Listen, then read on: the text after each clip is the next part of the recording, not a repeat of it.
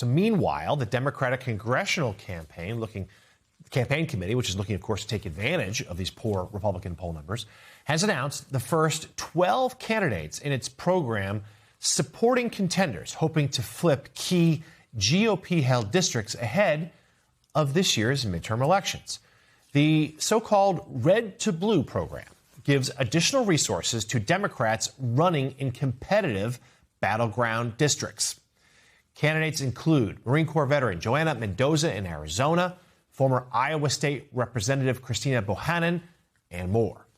Joining us now, the co-chair of recruitment for the DCCC, Democratic Congressman Jason Crow of Colorado.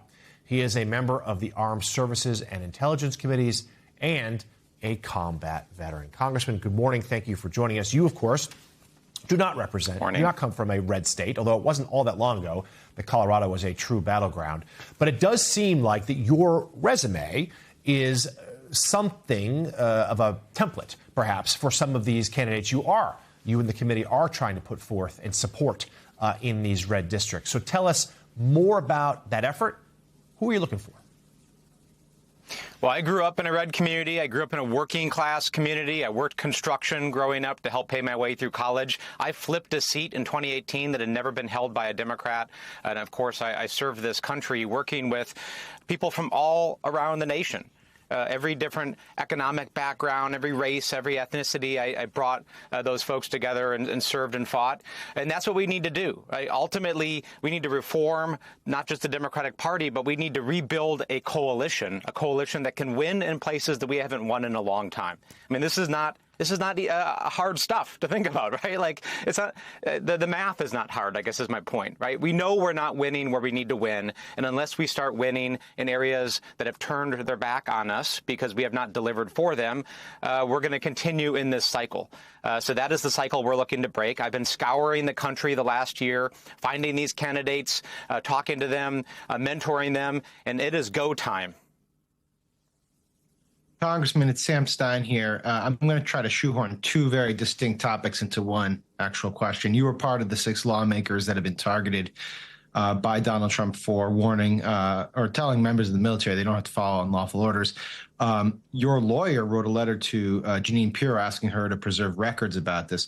One question is, I'm wondering if there's been any developments on that front. And the second semi-related question is this. There's always this debate within the Democratic Party about how much to focus on kitchen table issues versus how much to focus on Trump and his antics and theatrics and the accusations of lawlessness. You're at the tip of the spear of that latter part. I'm wondering how much this is going to be centralized in the campaign for Democrats writ large. Yeah, we haven't heard back from DOJ or Pam Bondi, nor do I imagine we will. They're coming at me and Mark Kelly and Alyssa Slotkin, not because of the video, but because of what we represent. The fight we're bringing, that we're going on the offense against them, we're showing strength. We are trying to pierce the veneer of power that is so important to Donald Trump and all around them. Let's not forget that they're trying to extract more power from the American people than they really have. They're trying to dominate. They're trying to suppress. And we simply are not going to allow that to happen. You know, and this false choice that sometimes people set up between, do we legislate? Do we do oversight? The United States Congress exists to do both.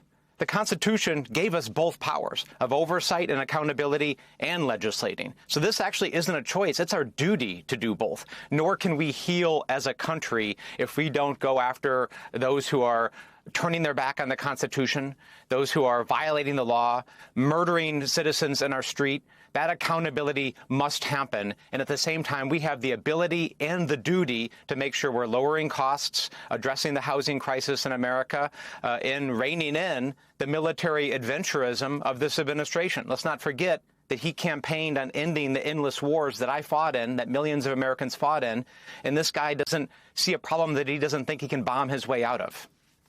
Congressman, on the idea of military adventurism, we wanted to get your take on this story now. There's another round of scheduled talks between the United States and Iran set for later this week in Geneva, as the New York Times reports that President Trump has told advisors that if diplomacy or an initial targeted attack does not result in Iran dismantling its nuclear program, he will consider a much bigger attack in the coming months.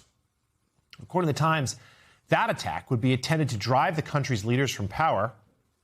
White House advisors tell the paper that no final decisions have been made. So first here on Iran, Congressman, it certainly doesn't seem like Congress has been notified just yet of what, if they will be at all, of what this administration hopes to do with Iran. But talk to us about, would you be supportive of even this limited initial strike?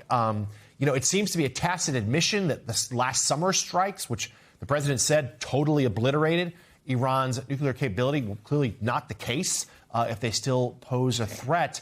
And he seems to be opening the door, and it may be a bluff, maybe not, to a much larger, even regime change inducing assault. Yeah, the president can't bomb Iran without congressional authority lawfully, right? That obviously hasn't stopped him this past year. He's bombed 7 different countries in his first year alone, many of those without congressional authority and I think unconstitutionally. But the larger point is that the regime in Tehran is a terrorist regime. There's no doubt about that. They are suppressing, they are destroying the Iranian people. They promote terror around the Middle East. All of those things are true. And there are ways for us to support the protesters, support the dissent in Iran and other places. But can we just admit here that regime change and nation building is not our core competency? That we spent 20 years, trillions of dollars, thousands of American lives. Both of them turned out poorly. I fought those wars. Again, millions of Americans fought those wars. The appetite for this type of military adventurism in the United States, when people can't afford their homes, can't afford groceries, is close to zero. It has to end. I'm working hard to end it. We should be engaged. We should have alliances and partnerships. We should not wall ourselves off from the world. I am about American leadership, but I'm about smart leadership and not trying to buy every country and change every regime that we have a problem with. Congressman, lastly, Americans in several parts of Mexico this morning are being told to shelter in place after the longtime leader of one of that country's most powerful drug cartels was killed in a Mexican military operation yesterday. His death set off a wave of violence carried out by the cartels in retaliation. Roadblocks were set up, gas stations set ablaze, and airports were attacked, leading to cancellations and closures. The U.S. Embassy's warning to shelter in place extended to as many as 5 different Mexican states at one point. Reports of gunmen on the streets and vehicles set on fire resulted in a heavy police presence in multiple areas. Reuters spoke to tourists who described the resort town of Puerto Vallarta as a war zone.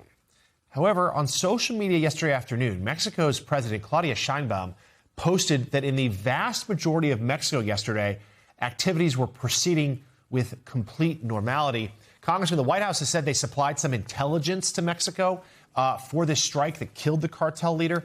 Let's get your reaction to that, but just your thoughts on the ongoing security situation there in Mexico, which, of course, not only are there Americans there, but is set to help co-host the World Cup with the United States, including in some of those very cities in just a couple of months. Right. Yeah, it doesn't look good. I mean, we've all seen the sites, the videos online and on your show and others. It's a difficult situation. This is actually a perfect example of why we have capability, why we should have a State Department, why we should have soft power tools, but why we also have a military and we have law enforcement to actually protect Americans, right? So we should be doing everything possible to protect Americans, to make sure they are taken out of harm's way. That means we do everything to evacuate folks from these areas that we need to do without apology. We should just protect our people. And we should be working with President Sheinbaum to go after these cartels. I believe in that, right? We have to end these transnational organizations. We have to do it lawfully, though. We should have to do it within the confines of what the United States Congress has been engaged to do and to authorize. And we have to end the scourge of these transnational organizations. But again, lawfully and at the same time as we are protecting Americans. Democratic Congressman Jason Crow of Colorado covering a lot of ground for us this morning. Congressman, thank you for joining us.